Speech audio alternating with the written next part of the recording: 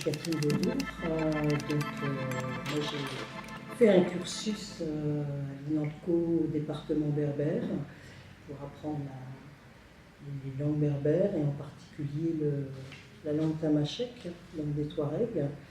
Et j'ai voulu continuer ces recherches, en particulier en ethnolinguistique. C'est pour ça que j'ai été suivie par Paulette Roulon-Decaux dans mes recherches.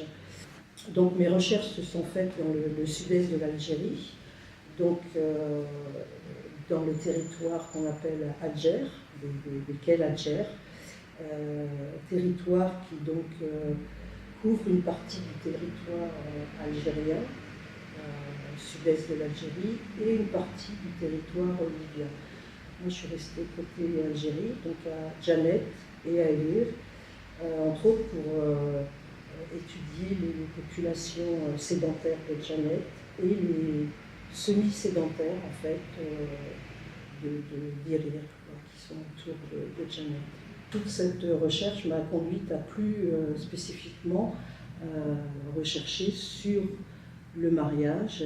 Et en fait, il s'est avéré quand j'ai commencé mes terrains en Algérie, il y a une nouvelle pratique qui s'est présentée, qui est le mariage collectif.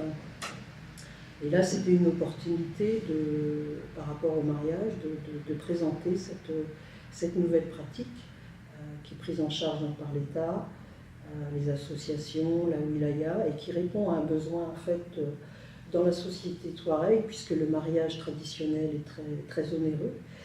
Et donc, voilà, c'est une option qui est de plus en plus suivie par les Touaregs, parce qu'un homme Touareg sans travail, sans logement, ne peut pas se marier, et une femme Touareg sans demande en mariage se retrouve seule à rester dans sa famille, et ça crée des situations avec des personnes qui, voire jusqu'à 50 ans ou plus, se retrouvent célibataires.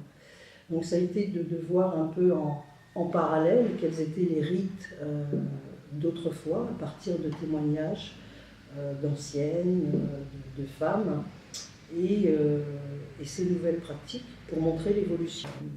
La couverture de ce livre présente des femmes exécutant des chants aliouen, ces chants étant spécifiquement des chants de noces.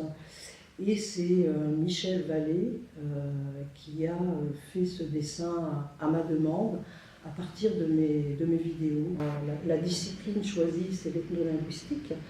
Donc c'est de vraiment prendre la langue, le touareg, comme langue d'enquête. Et ça m'a permis, grâce à des amis touaregs sur place, de pouvoir avoir des témoignages, donc en vidéo et en audio.